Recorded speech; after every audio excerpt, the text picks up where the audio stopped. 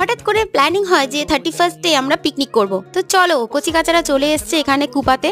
তো এখানে কুপিয়ে গর্ত খুঁড়ছে আর কি। তো সবাই সবাইকে হেল্প করছে, করে ঠোরে উনুনটা যাই হোক যেইভাবে হোক সুন্দরভাবে উনুনটা তৈরি করা হলো। তো তারপরে আমি সন্ধ্যেবেলা ফুল রেডি হয়ে গেছি আর কাকিমারা এখানে ধরিয়ে নিচ্ছে উনুন।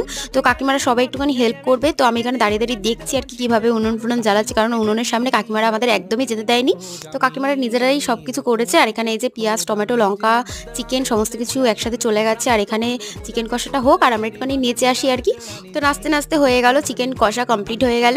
তো চিকেন কষা হয়ে যাওয়ার পরে আমাদের ডাক পড়েছে যে আয় লুচিটা করার সময় একটুখানি বেলে দিবি আর কি। তো আমি এখানে গোল গোল করে দিয়েছি, তো কাকিমারাই বেলেছে আর কি।